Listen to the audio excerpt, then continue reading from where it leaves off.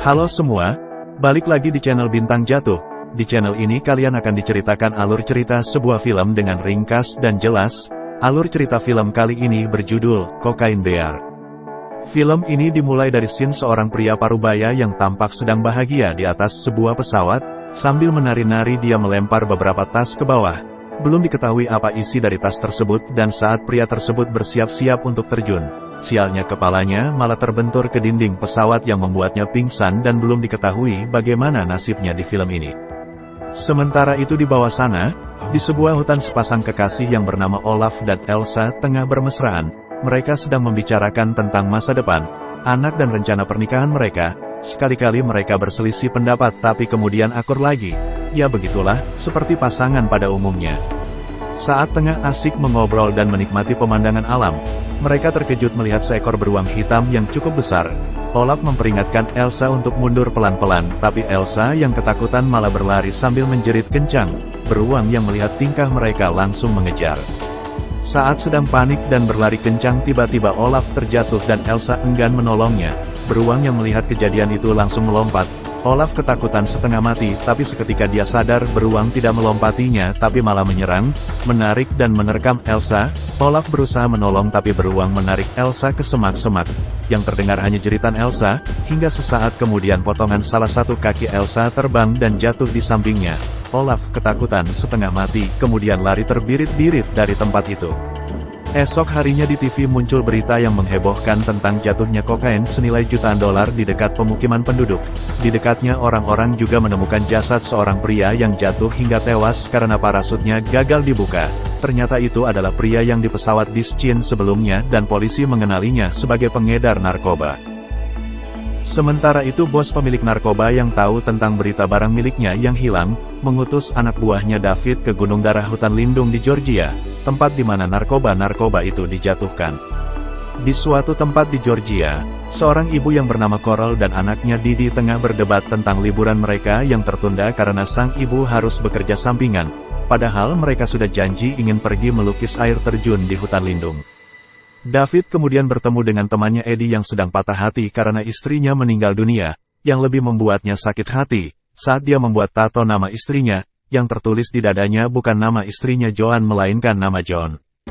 Didi dan temannya Henry akhirnya memutuskan pergi sendiri melihat air terjun tanpa sepengetahuan dan seizin ibunya.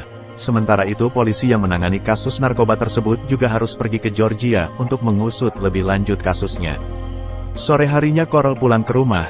Dia masih tidak tahu jika anaknya Didi dan temannya Henry hari ini bolos sekolah. Dia baru tahu saat guru mereka menelpon ke rumah, dan saat membongkar peralatan Didi, dia tahu kemana Didi dan Henry pergi. Sementara itu di pos pengunjung, di pinggir hutan lindung seorang petugas wanita sedang berdandan. Dia sedang menunggu kehadiran seseorang. Dia tidak sadar saat seorang bocah nakal sedang mencuri jualannya. Awalnya dia curiga dengan bocah tersebut, tapi saat si bocah menatapnya dengan genit dan bertanya, "Apa kau memakai parfum?" Si petugas tersipu malu. Si bocah terus merayunya dengan mengatakan wangi parfumnya sangat mahal. Mendengar itu membuat si petugas bahagia.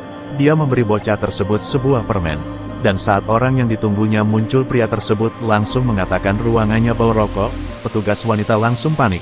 Kemudian memarahi bocah pencuri, menuduhnya merokok, padahal dia sendiri yang merokok. Si bocah hanya bisa terdiam bingung dan kemudian diusir oleh petugas tersebut. Didi dan Henry sedang berada di tengah hutan lindung. Dia sedang memperhatikan papan pengumuman dan peta hutan lindung. Saat Didi memanggil Henry, dari kejauhan dia menyahut sedang membuat tanda. Didi langsung membentaknya, "Kau jangan berak sembarangan." Henry terlihat kesal padahal dia sedang membuat tanda di pohon.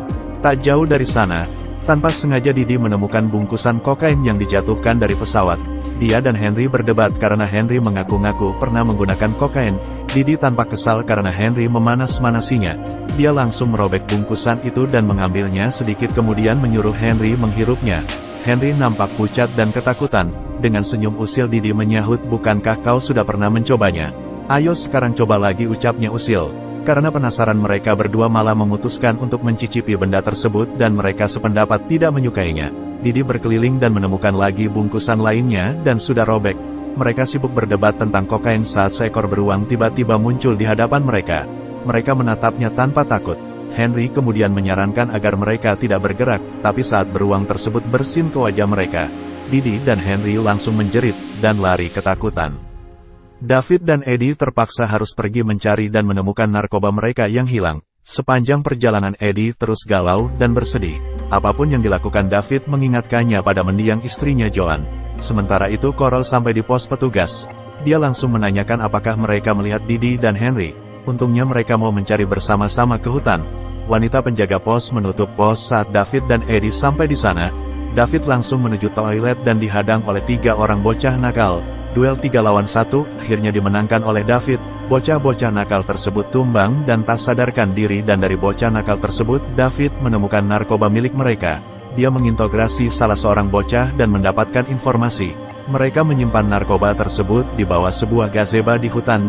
David memaksa salah satu bocah menunjukkan jalan di mana mereka menyimpan barang tersebut. Coral dan petugas pos akhirnya sampai di tempat di mana Didi menemukan narkoba. Dia tampak cemas tapi petugas pos malah sibuk saling menggoda. Sampai sayut-sayut dia mendengar Henry memanggil namanya, dan beberapa saat kemudian dia melihat Henry sedang berada di atas sebuah pohon yang besar. Henry menjelaskan situasinya pada mereka, tapi petugas menganggap Henry mengada-ngada. Saat Coral menanyakan keberadaan Didi, Henry memberitahunya kalau Coral dibawa pergi oleh beruang tersebut. Petugas pos penjaga hutan tidak percaya apa yang dikatakan Henry. Tiba-tiba sesuatu menarik kakinya dan diseret ke semak-semak. Dia ketakutan tapi untungnya beruang tersebut melepaskannya.